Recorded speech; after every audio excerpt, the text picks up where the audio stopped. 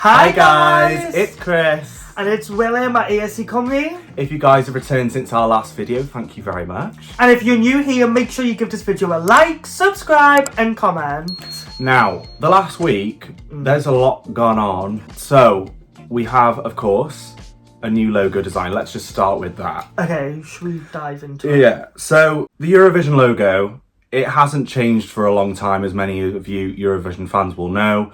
We've had this logo, which was the original one from 2004 to 2014. A long time. Yeah, that was a while, good 10 years. And then after that, they changed it in 2014, but only very slightly. Like slightly, not much. And I think people had grown to love that, especially us. I think we just got used to it. Yeah. And now in 2025, going forward, we have this new logo. Willem, what was your first initial impressions when you saw it?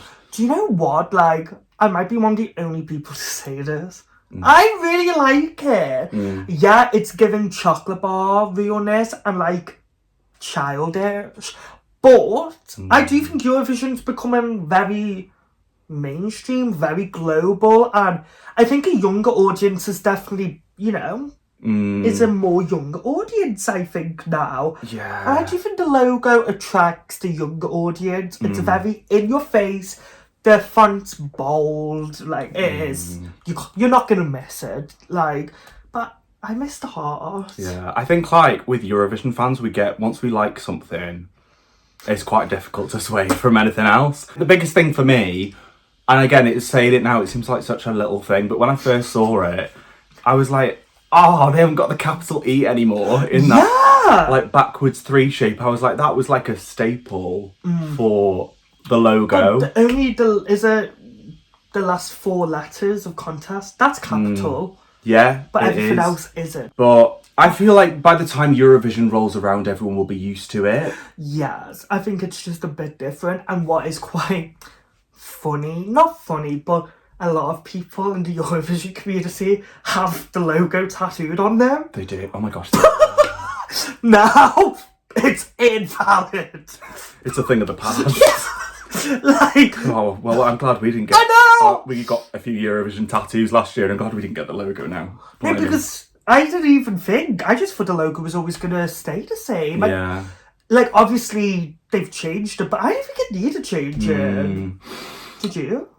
The logo? No, I was so happy with the one. It was simple, effective. Exactly. It was nice. From a lot of the comments that we've seen, a lot of people like the latest one. So the one that was from 2014 through to now. People were happy with that. They didn't want anything to change. So no.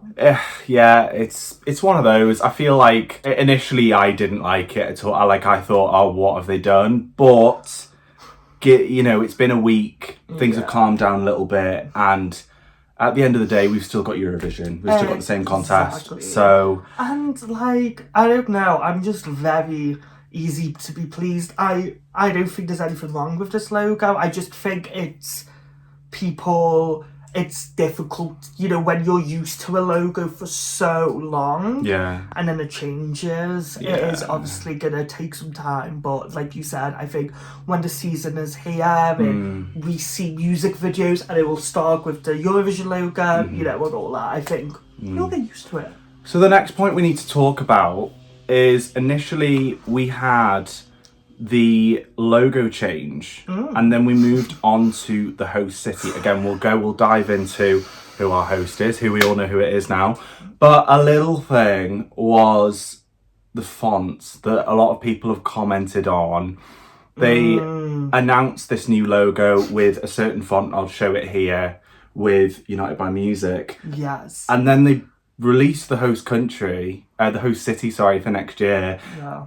And it was a different font. And I've seen a lot of people, graphic designers and things on YouTube, saying, what is their kind of approach with this? Why they changed it? Yeah, what do you think about, things being changed more than once in a short space of time?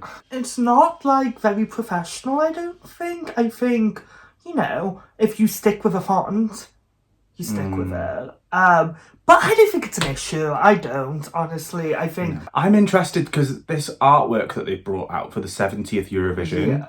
Oh, I'm curious to see how the Austrian broadcaster ORF will change that, if they do. Because it's very early for us to get the artwork in the Eurovision season. So I'm hoping they do change it, because the pastel colours. Yeah, I don't mind the colours, but like I just think it looks a bit rushed. That was just my opinion on everything. I think everything seems a bit too when I quick. first saw the 70, I texted you and I was like, what does this mean? I didn't realise the Hawk was a 0. Because it doesn't... That's an interesting take, though. It doesn't like give it out straight away. You thought it just said 7.5. Yeah! I'm actually now, do you know what? I'm all for the new logo. I think time for a change, and I think it's good that the EBU are one, they're not sticking with the same, they're constantly wanting to change it, make the contest better. I think, like, it's just the shock, I think, for a lot of people when they first bring a logo out, and it's just, people don't like change. I think that's what it comes down to.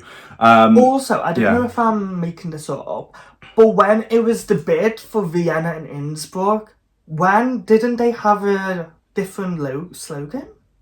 Oh yeah, they had 2. Yeah, but it's now United by Music. So are they getting rid of United by Music? No, I think United by Music will be staying. When the 2 host cities obviously came forward, we had Innsbruck, and their slogan was "Together on Top."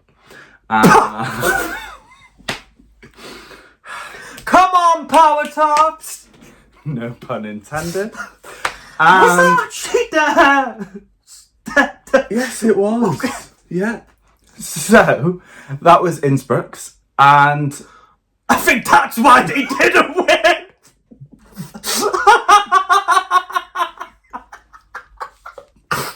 And we had Vienna's, which is Europe Shall We Dance. I think we should. That is good, I think. It is. It's been long, but Europe Shall We Dance. It's just a question, though. Do you want to dance at Eurovision? Well, I think it should just be Shall We Dance. Hey, yeah. It's Stephanie at Last Dance. And of course, earlier this week, we found out that we are going to Vienna next year at the Wien Stadthalle. Yes, can't wait. It looks amazing, and obviously Eurovision 2015 hosted it, and that was a really successful year. But before we dive into Vienna, where did you think it was going to be, Vienna or Innsbruck? Well, this is the question. I think a lot of us saw Vienna as the kind of obvious host. It's the capital city, huge city, loads of hotels, big arena. But then you've got Innsbruck. They've hosted big sporting events, like I think it was the Youth Winter Olympic Games a few years ago. They had the infrastructure in terms of like a winter Olympic city, like skiing alpine kind of vibe. Yeah. But when it came to and then they had quite a big bid for sustainability as well. So I did wonder whether that would go in the favour. Exactly. And I do think look, Liverpool hosted, Basel, Malmo. It wasn't the main cities necessarily. And do you know what? It's always you. You're more interested in the host city. I don't really mind where it is, but this year I'm on it. I was like, it needs to be Vienna. Yeah. Because, and you've obviously seen the iconic video that Nata uploaded on Instagram. When she said Innsbruck, I was like, it's going to be Vienna. I think everyone took a sigh of relief when that came out. But Vienna, You haven't been to Austria? No, never been to Austria. But Vienna, it looks like a gorgeous city. I think it's going to... Obviously, Eurovision's been in Vienna 10 years ago. So they know what they're doing. They're going to stage an amazing Eurovision. And that was the 60th edition. Oh, this is 70th. 70th, so now it's very I feel like every anniversary, Yeah. it might as well be in Austria. I think a lot of people are gonna agree with us being glad that next year's Eurovision is gonna be in Vienna. Oh, yeah. It looks like an amazing city. The kind of areas, so many places for Eurovision fans to stay across the city and outside as well. So yeah, just really, really excited. What are your kind of wishes for next year in terms of maybe like, I don't know, it could be anything. Songs, a winner, staging, Euroclub? Okay, so I think Colleen is gonna do the stage. Like, I think she's gonna be involved with the staging. Not sure what, but I think she will do something. I think Conchita is gonna be one of the hosts. I agree. And what do I think? I'm intrigued for the interval act because the last few years the interval acts have been given. They've really stepped it up. Like Baby Lasagna and Carrier with the mashup, wow. But then also they had the year before Chanel, Eleni, Eric Sard. You know, so I think, what could they do? Do you know what I think they should do?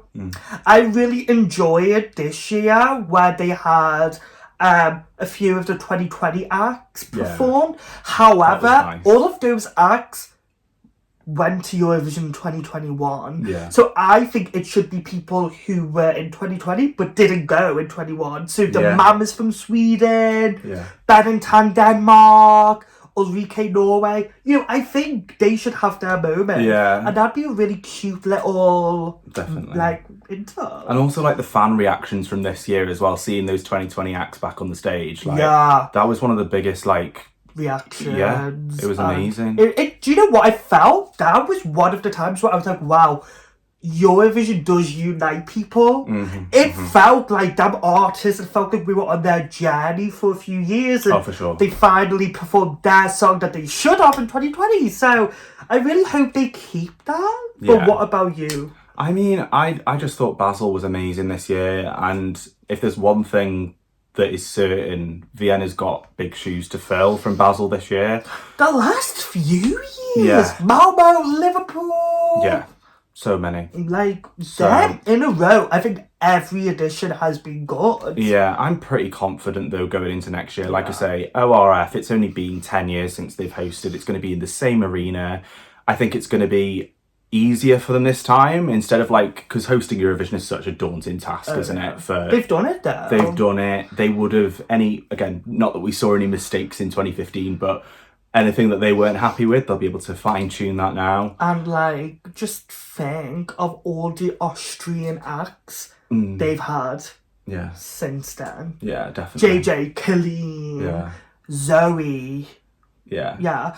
You know, all of these acts they can perform as a, you know, there's so much potential. There's so much potential for it to be an amazing contest. But and we need to look at as well the Euro Village, the Euro Club, that's already been announced. Yeah, so I believe the Euro Club and it's in the city. Yeah, the Raufhausplatz or something like that. It looks amazing. And apparently that was the same Euro Club in 2015. So it does seem like they're doing a lot of the same stuff, like same venues in 2015, but why not? Yeah. If it worked then, absolutely, it's going to work this time. And it's a capital city, everything will be so well connected for Eurovision fans, because more and more every year, there's more people that go to Eurovision now, so. And like a lot of people we know in the community, they've already got accommodations. We have, you know, I feel like Vienna, it seems like everyone's still able to. Yeah. Even now, I think if you went on Airbnb or Booking.com, you'll find definitely a spot where in Basel it was very difficult. Oh yeah. Yeah, we've had a few challenging years, but this one's been a bit more easier. So we hope it is much easier for you as well, those of you going to Vienna next year. But there we go. Yes. That is our new logo and our new host city for 2026. Guys at home, thank you so much for watching. And if you haven't already, give this video a like, subscribe and comment. And you can follow us on Instagram, TikTok at ESC Cymru, as we have a lot of exciting things coming. It's coming up in the next few months, so make sure you stay tuned. Bye, guys. Bye.